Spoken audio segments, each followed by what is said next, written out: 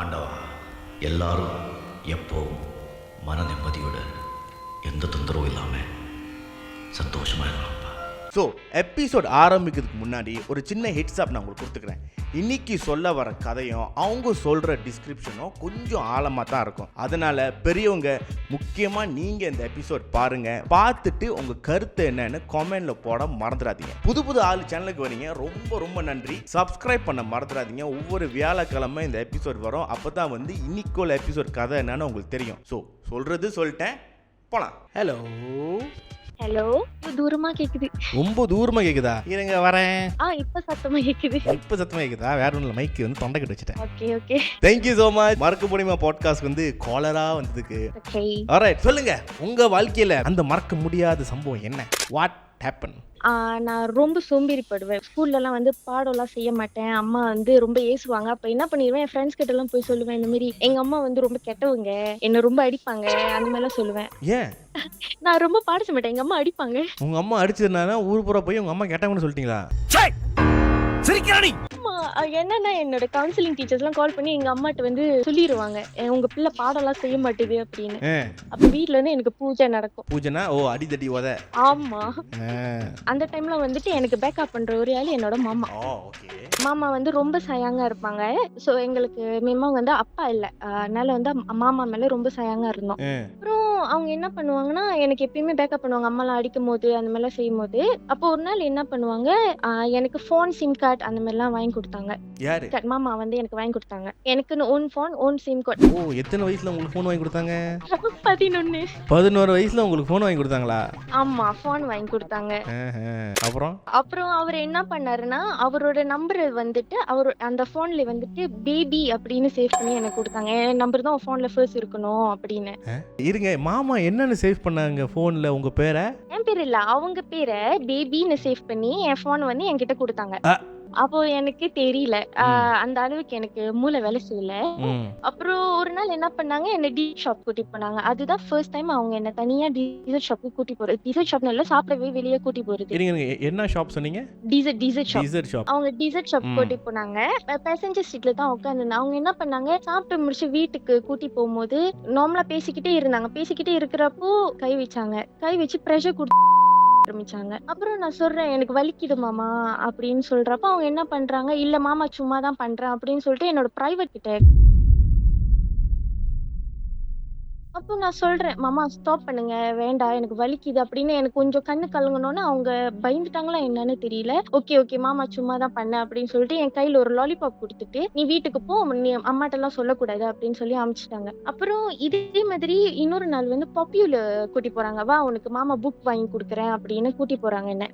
அந்த டைம் நான் ரொம்ப டிஸ்னி கார்ட்டூன்ஸ் பாக்குறதுனால, இந்த மாமா உனக்கு டிஸ்னி ஸ்டோரி புக் வாங்கி கொடுக்குறேன், ஆனா உனக்கு ஒரு சர்ப்ரைஸ் இருக்குன்னு சொல்லி என்கிட்ட கொடுக்குறாங்க. அப்போ வாங்கிட்டு காடிக்கு வந்தோடனே அதே பேசஞ்சர் சீட்ல உட்காந்துருக்கேன். நான் அந்த புக் வாங்கின ஹாப்பில உட்காந்துருக்கேன். அப்ப அவங்க என்ன பண்றாங்க, சரி மாமா ஒரு சர்ப்ரைஸ் இருக்கு சொன்னால, அது என்ன சர்ப்ரைஸ் உனக்கு தெரியுமான்னு கேட்டாங்க. நான் சொன்னேன் தெரியல மாமான்னு. அவங்க என்ன பண்ணாங்க, என்னை தூக்கி அவங்களோட மடியில உட்கார வச்சு, மாமா உனக்கு காடி ஓட்ட சொல்லி கொடுக்குறேன் அப்படின்னு உட்கார வச்சாங்க. என்ன பண்ணாங்க, காடி ஓட்டிக்கிட்டு என்னோட கை விட்டுட்டு என்னோட ரீச் பண்ண பாக்குறாங்க. நான் கை தட்டி விடுறேன், மாமா எனக்கு வேண்டாம், எனக்கு இதெல்லாம் வேணாம் அப்படின்னு. ஒரு மாதிரி எனக்கு பயம் வந்துருச்சு, உடம்புல ஷிவர் பண்ண ஆரம்பிச்சிருச்சு அந்த டைம். இதெல்லாம் அவர் காடி ஓட்டிக்கிட்டே பண்றாரு. அப்புறம் என்னோட சட்டைக்குள்ள விடுறாங்க, என்னோட கிட்டலாம் ரொம்ப அப்படியே ப்ரெஷர் கொடுத்து அமுக்க ஆரம்பிக்கிறாங்க. நிஜமா சொல்லுவேன், அந்த நேரத்துல எனக்கு தெரியல அவருக்கு என்னத்தை பார்த்து எனக்கு அந்த மாதிரி தோணுச்சுன்னு. நார்மலா கேர்ள்ஸ் வயசுக்கு வந்தோன்னு தான் அந்த அதெல்லாம் வளர ஆரம்பிக்கும். ஆமா தானே.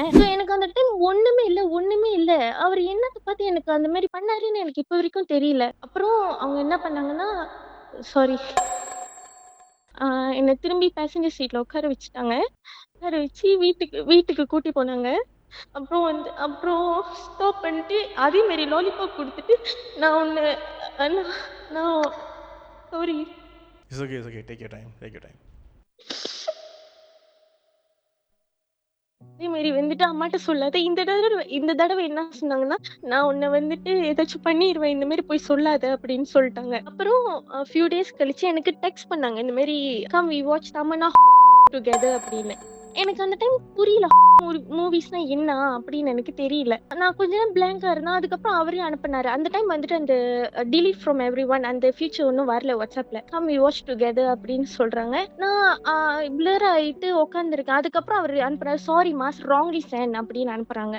wrongly sent அப்படின்னு அனுப்புனோன்னு ஓகே இவங்க ராங்கா சென்ட் பண்ணிட்டாங்க போல அப்படின்னு சொல்லிட்டு விட்டுட்டேன். அப்போ ஒரு நாள் என்ன நடக்குது, ஒரு ஃபேமிலி ஈவென்ட் வருது. அந்த டைம் நான் என்னமோ சேட்டை பண்றேன் வீட்ல. அம்மா எனக்கு தண்டனை கொடுக்கறதுக்காக என்ன பண்ணிட்டாங்க, நீ வீட்ல இரு, உன்னை வெளியெல்லாம் கூட்டி போறதுனால தானே இந்த மாதிரி நாட்டி பண்ற, வீட்ல இருன்னு சொல்லிட்டாங்க.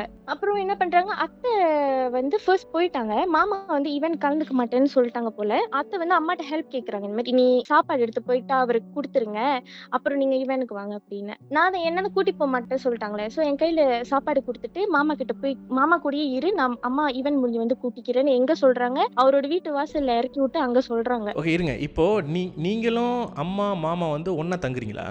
எப்படின்னா அத்தை மாமா வீடு வந்து எங்க வீட்ல இருந்து ஒரு 2 தமன் தள்ளி. சோ டிரைவ் பண்ணிட்டு போனா 2 to 4 மினிட்ஸ்ல ரீச் பண்ணலாம். ஓ கிட்ட நியர்பை தான். அம்மா என்ன வந்து அவங்க வீட்டு வாசல் விட்டுட்டு சொல்றாங்க. எனக்கு அங்கேயே வந்து அழுவ ஆரம்பிச்சிட்டேன், அம்மா எனக்கு வேணாமா நான் போல அப்படின்னு. அவங்க ஃபார்ஸ் பண்ணி என்னை இருக்க வச்சுட்டு போயிட்டாங்க. அவங்களுக்கு தான் தெரியல, சோ அவங்க நினைச்சுக்கிட்டாங்க நான் கூட்டி போவதனால தான் அழுவுறேன் அப்படின்னு. அப்புறம் என்ன பண்ணாங்க, நான் ப்ரிப்பேர் ஆயிட்டேன், இவங்க என்னமோ பண்ண போறாங்க, நம்ம எப்படியாச்சும் தப்பிச்சிடலாம் அப்படின்னு சொல்லிட்டு நான் மண்டியிலே ஃபிக்ஸ் பண்ணிட்டு நான் போய் உட்காந்துருக்கேன். அவர் ஆனா ஒண்ணுமே பண்ணல.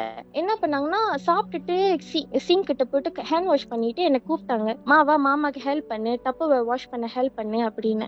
அந்த டைம் நான் ரொம்ப குட்டியா இருந்தனால நான் வந்து எக்கிதான் வந்து அந்த வாட்டர் டப்பு திறக்க ட்ரை பண்றேன். அந்த மாதிரி பண்றப்போ அவங்க என்ன பண்றாங்க, வேகமா என்ன கிராப் பண்ணிட்டு வேகமா என்ன புடிச்சிட்டு என்னோட வந்து கழட்டிட்டாங்க. அந்த டைம் நான் வந்து பிஜாமாஸ் போட்டிருந்தேன். அங்க கிச்சன் கிட்டே வந்துட்டு ஒரு சிங்கிள் பெட்ரூம் அளவுக்கு ஒரு பெட்ரூம் இருக்கும், குட்டி பெட்ரூம் இருக்கும். நான் இவ்வளவு நாள் என்ன நினைச்சேன்னா அது ஒரு ஸ்டோர் ரூம் அப்படின்னு நினைச்சேன். ஆனா அவங்க பார்க்க போனா அவங்களும் அதையும் டிவோர்ஸ்க்கு ஃபைல் பண்ணியிருக்காங்க. வீட்லயே வந்து செப்பரேட்டடா தான் தூங்குறாங்கன்னு எனக்கு அப்போ தெரியாது. அங்க வந்துட்டு என்ன பண்றேன்னா அந்த ரூம்க்கு என்ன வேகமா இழுத்துட்டு போறாரு. நான் அப்பவே வந்துட்டு சொல்றேன், மாமா கையெல்லாம் வச்சு மூடுறேன், என்னோட வந்து மூடுறேன், நான் வீட்டுக்கு போறேன் அப்படின்னு சொல்லிட்டு அழுகுறேன். அப்புறம் அவங்க என்ன பண்ணாங்க, இந்த வாட்டி கொஞ்சம் அக்ரெசிவா பண்ண ஆரம்பிச்சிட்டாங்க. வாயெல்லாம் அவங்க வாயை க்ளோஸ் பண்றேன்னு சொல்லிட்டு என்னோட மூக்கையும் சேர்த்து க்ளோஸ் பண்ணனால எனக்கு சஃபகேட்டிங் ஆயிருச்சு. அவங்க கையில ஒரு ஸ்க்ரூ டிரைவர் எடுத்தாங்க வேகமா. நான் யோசிச்சேன், ஓகே இவங்க தான் வந்து இதுக்கு முன்னாடி மிரட்டி இருக்காங்களே, நம்ம வந்து வீட்டுல போய் சொன்னா என்ன. நான் மனசுலயே அந்த டைம் ப்ரே பண்றேன், சாமி எனக்கு ஏதாச்சும்னா வலி இல்லாம எனக்கு கூட்டி போயிருங்க அப்படிலாம் சொல்லிட்டு ப்ரே பண்ணிப்பேன். அவர் என்ன பண்ணாரு, நான் கால் கிராஸ் பண்ணி படுத்திருந்தேன். அவங்க வந்துட்டு என்னோட கிழிச்சு எடுத்துட்டாங்க. கிழிச்சு எடுத்தோன்னா அவங்க அந்த ஸ்க்ரூ டிரைவரோட அந்த ஹீட் இருக்கு தெரியுமா, அந்த பென் ஸ்க்ரூ டிரைவர் தான், அதை எடுத்துட்டு வந்து என்னோட செட் பண்றாங்க வேகமா.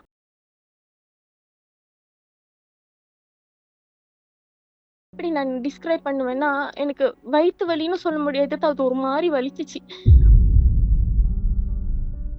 அந்த பயத்துல வந்து நான் என்ன பண்றேன், மெத்தில யூரின் பாஸ் பண்ணிட்டேன். அப்புறம் அவங்க என்ன நினைச்சாங்க தெரியல, அவங்கள தான் நான் ஃபேஸ் பண்ணிக்கிட்டு இருக்கேன், அவங்க தான் என்ன பாக்குறாங்களே. ஸோ நான் அவங்க மூஞ்சி வந்து அவங்க பயப்படுறாங்க, நான் அதை பாக்குறேன். அவங்க என்ன வேகமா கேரி பண்ணிட்டு ஒரு வாஷ்ரூம் போயிட்டு என்னோட காலெல்லாம் வாஷ் பண்ணிக்கிட்டு இருக்காங்க. ஆனா ஏன் பயந்தாங்க எனக்கு அந்த டைம் தெரியல. அப்பதான் நான் யூரின் போனதெல்லாம் வாஷ் பண்றாங்க, நான் நோட்டீஸ் பண்றேன் எனக்கு வந்திருக்கு. அந்த யூரின்லயே வந்துட்டு எனக்கு ஃபியூ ட்ராப்ஸ். அப்பதான் நான் நினைச்சேன், ஓகே அவங்க பயந்துருக்காங்க அப்படின்னு. அப்புறம் என்ன உட்கார வச்சு முடியெல்லாம் சீவி விட்டு மூஞ்சிலாம் கழுவி விட்டுட்டு அவங்க என்ன பண்ணாங்கன்னா, திரும்பி அதே என் கையில ஒரு ஐஸ்கிரீம் கொடுத்துட்டு, அம்மாட்ட எல்லாம் சொல்லாத, மாமா வந்துட்டு நெக்ஸ்ட் டைம் வந்து ஸ்லோவா பண்றேன் அப்படின்னு சொல்லிட்டு என்ன உட்கார வச்சிருக்காங்க. நான் அவங்க ரூம்ல ஒரு விஷயம் நோட்டீஸ் பண்ணேன், எனக்கு அப்போ தெரியல அதெல்லாம் வந்து ஸ்டோய் அப்படின்ட்டு. பொம்பளாலோட அந்த பொம்மை அதெல்லாம் இருந்தது நான் பார்த்தேன். அப்புறம் அவரு இன்னும் ஒரு கேவலமான விஷயம்னா,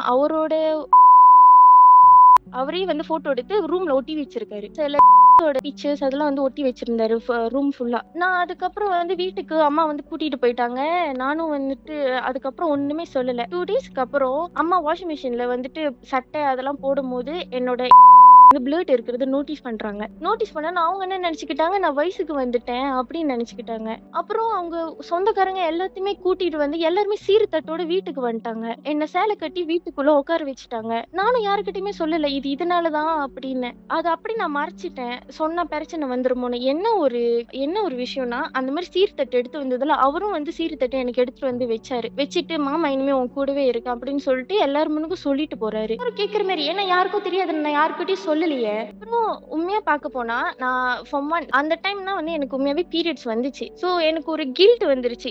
ஃபேமிலி ஒரு ஹோல் ஃபேமிலியே நம்ம வந்து ஏமாத்திட்டோமோ, நம்ம பார்க்க போனா சொல்லியிருக்கலாமோ அப்படின்னு. அவங்க அந்த மாரி பண்ணோனே, இப்ப எங்க அம்மா வந்துட்டு வயசுக்கு வந்துட்டேன்னு சொல்லி ஃபேமிலிலாம் கூப்பிட்டாங்கல்ல. அதுக்கப்புறம் 2 டேஸ் தான் வந்துச்சு. அதோட 2 இயர்ஸ்க்கு எனக்கு ஒரு ப்ளீடிங்குமே வரல. அது நான் போய் சொல்ல முடியாது எங்க அம்மாட்ட. எனக்கு என்னன்னா, எனக்கு ஒரே ஒரு கேள்வி இருந்துச்சு.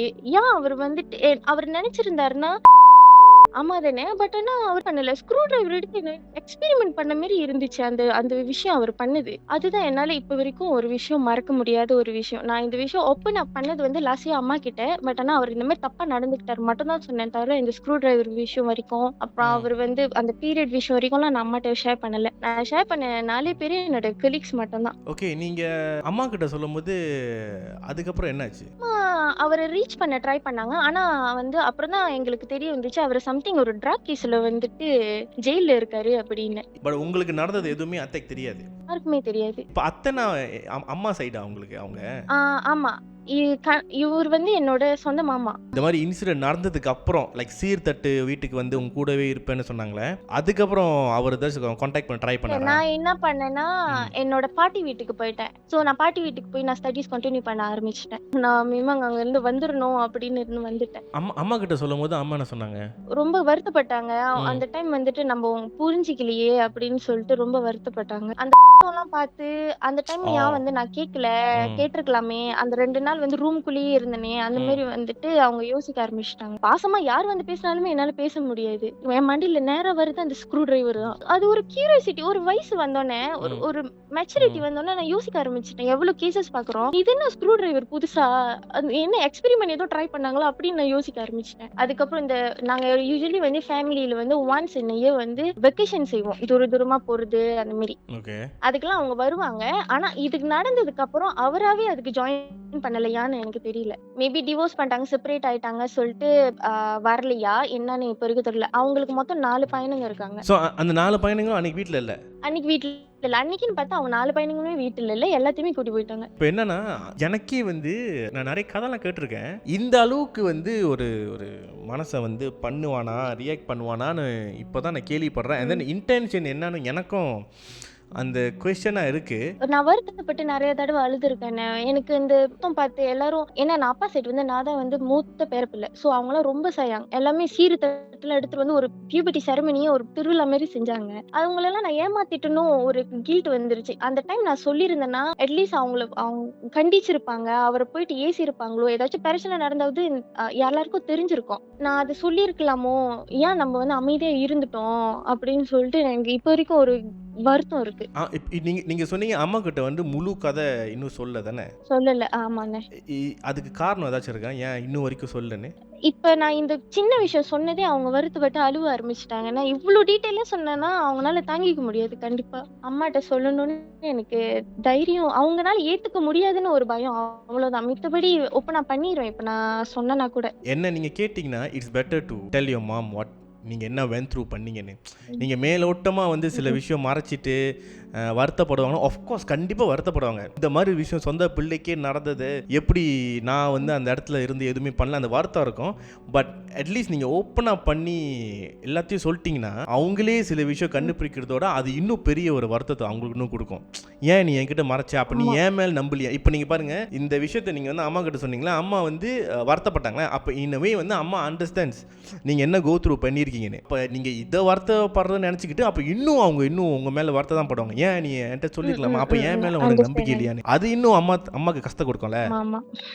Is very tragic. அந்த சின்ன வயசுல எதுவுமே நம்ம ஸ்டில் லேர்னிங், நம்ம நிறைய விஷயம் கத்துக்கிறோம். நிறைய பேர்ட்ட கேட்டா அந்த சின்ன வயசுல ஏதாச்சும் ஒண்ணு சொன்னாலும் ஞாபகம் இருக்காது. எனக்கு 11 வயசுல என்ன நடந்துச்சு கேட்டா இது ஒண்டிதான் எனக்கு ஞாபகம் இருக்கும். பட் இப்ப கேக்குற நிறைய பேர் வந்து especially girls out there, like நீங்க வந்து என்ன you wanted to tell them? இருந்தாலும் அம்மாட்ட இல்ல அப்பாட்ட கண்டிப்பா போய் சொல்லிருங்க. சொல்லாம இருந்தீங்கன்னா வந்து இது என்ன மாதிரிதான் இப்ப ஃபியூச்சர்ல வந்து நடந்து முடிஞ்சிருச்சு, ஒரு ஆம்பளைய ஃபேஸ் பண்றதுக்கு கூட பயமா இருக்கும். எமோஷனல் சப்போர்ட்க்கு பேரண்ட்ஸ் இருக்காங்க, ஃபேமிலி இருக்காங்க சொல்லிட்டு எல்லார் கூடயும் சகஜமா பழக முடியும். உங்களோட கொலீக் கிட்ட சொன்னேன்னு சொன்னீங்களே, லைக் அவங்க அவங்க என்ன they responded back? அவங்க உண்மையா சொல்லப் போனா அவங்க 4 பேருமே ரொம்ப லைக் நான் ரொம்ப டவுனா எமோஷனலா இருந்தேன் அந்த டைம் நான் சொல்லும்போது, ஃபர்ஸ்ட் அவங்ககிட்ட சொல்லும்போது. ஆனா அவங்களும் நல்லா சீர் அப் பண்ண ஆரம்பிச்சிட்டாங்க. அதெல்லாம் விட்டு தள்ளி நீ ஒரு ஸ்ட்ராங் வுமன் அப்படிலாம் சொல்லிட்டு சீர் அப் பண்ண ஆரம்பிச்சு, இப்ப நான் சொல்ல வந்தது கூட அவங்க எல்லாம் சீர் அப் பண்ணாங்க.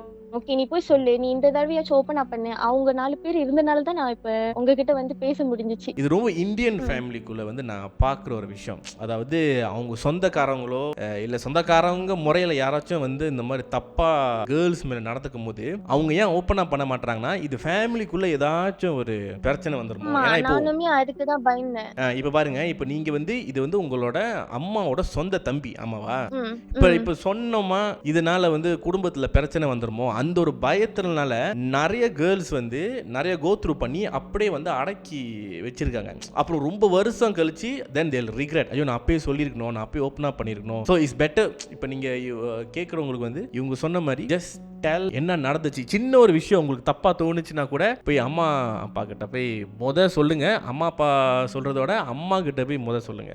கண்டிப்பா நான் சொல்லுவேன். தேங்க்யூ ஸோ மச் எனக்கு இந்த ஆப்பர்ச்சுனிட்டி கொடுத்ததுக்கு. No problem. Thank you for calling in. ஆனால் அந்த மனுஷன் எந்த மூலையில் எந்த ஆங்கிளில் யோசிச்சு அது பண்ணான்னு தெரில. அதுவும் வந்து என்ன மாதிரி ஒரு காம புத்தியாக இருந்திருந்தா ஒரு ஆம்பளை வந்து அந்த அளவுக்கு எக்ஸ்ட்ரீமாக யோசிச்சிருப்பான்னு நீ யோசிச்சு பாருங்க. பட் எனக்கும் அந்த கேள்வி இருக்கு, எதுக்கு அந்த ஆளு இந்த ஸ்க்ரூ டிரைவர் வச்சு அந்த பொண்ணுக்கிட்ட அந்த மாதிரி பண்ணான்னு. ஏன்னா இந்த டைம் யோசிக்கும் போது எனக்கு இன்னும் சரியாக கிளிக் ஆக மாட்டுது. அப்படி பார்க்குறவங்க கேட்குறவங்க உங்களுக்கு வந்து அந்த நாய் ஏன் அந்த மாதிரி பண்ணிச்சுன்னு என்ன இன்டென்ஷன்? மென்டலி வந்து அந்த ஆள் அன்ஸ்டேபிளா இல்லை இப்போ சொன்னாங்க இவங்க இந்த ட்ரக்கில் ஏதோ மாட்டிக்கிட்டாங்க, ஸோ மேபி அந்த டைமில் ட்ரக் எடுத்துகிட்டு பிஹேவ் பண்ணுறாங்களான்னு எனக்கு தெரியல. உங்களுக்கு ஏதாச்சும் கமெண்ட் கருத்து இருந்துச்சுன்னா ஏன் அந்த நாய் இந்த மாதிரி பண்ணிச்சுன்னு கீழே கமெண்ட் பண்ணுங்க, நான் பார்த்து தெரிஞ்சுக்கிறேன். அதே சமயத்தில் இந்த மாதிரி உங்களுக்கு மறக்க முடியாத கதைலாம் இருந்துச்சுன்னா டிஸ்கிரிப்ஷனில் கூகுள் ஃபார்ம் இருக்கு, அந்த லிங்கை தட்டி உங்க கதையை சப்மிட் பண்ணுங்க. அடுத்த எபிசோட்ல உங்க கதையை நான் கேட்குறேன். ஓகே, ஸோ அடுத்த வாரம் ஒரு புதிய கதையோட நான் வரேன். அதுக்கு முன்னாடி லைக் பண்ணுங்க, ஷேர் பண்ணுங்க, சப்ஸ்கிரைப் பண்ணுங்க, கமெண்ட் பண்ண மறந்துடாதீங்க. அடுத்த வாரம் உங்களை பார்க்குறேன். யாரோ என் பாதியாரோ பாதையாரோ என்ன பேரோ, யாரோ என் தேவியாரோ ஆவியாரோ.